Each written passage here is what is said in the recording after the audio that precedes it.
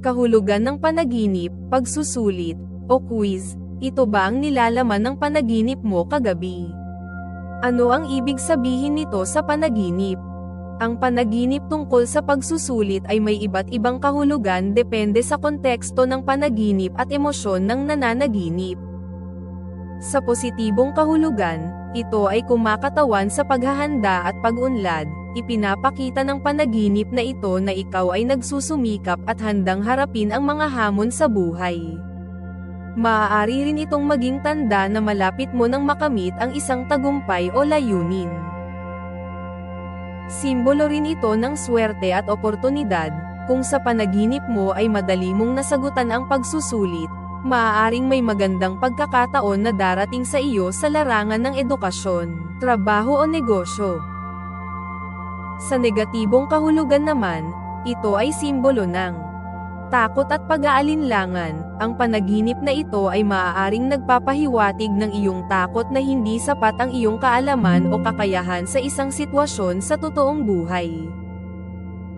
Gayun din ang stress at pressure. Kung ikaw ay nahihirapan sa pagsusulit sa panaginip, maaaring sumasalamin ito sa matinding pressure na iyong nararanasan sa trabaho, eskwelahan, o personal na buhay. At simbolo rin ito ng iyong takot sa kabiguan. Maaaring nagpapahiwatig ito ng pangamba sa hindi pagpasa sa isang pagsubok o hindi pag-abot sa inaasahang resulta. Lucky numbers ng pagsusulit sa panaginip: 3, 7, 11, 21, 34, 40. Ang panaginip tungkol sa pagsusulit ay nagpapahiwatig ng challenges, pero ito rin ay isang paalala na kayang-kaya mong lampasan ang anumang pagsubok.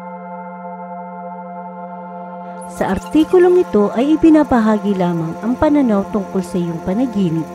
Ang simbolo sa iyong panaginip ay sumasalamin sa mental, emotional at physical na kalagayan mo ngayon. At sumasalamin din ito sa mga paniniwala at mga impluwensya ng ating kultura. Kaya kung ang iyong panaginip ay positibo ang sinasalamin, magpasalamat, magsumikap at magdasal sa Diyos upang ang tagumpay o kasaganahan ay makamtan. Ngunit kung ang iyong panaginip ay negatibo ang pinaghihiwatig, ito ay isa lamang babala na maaring maiwasan at malampasan, basta't magtiwala lamang sa iyong kakayahan at magdasal na may pananampalataya sa Diyos.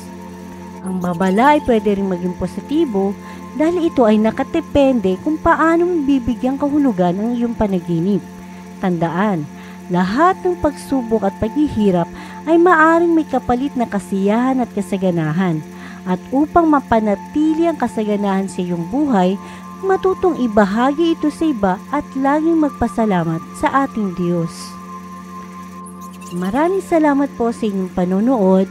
For any suggestions or questions, mag-comment lamang po dito sa aming YouTube channel o sa aming Facebook page at maging sa aming website.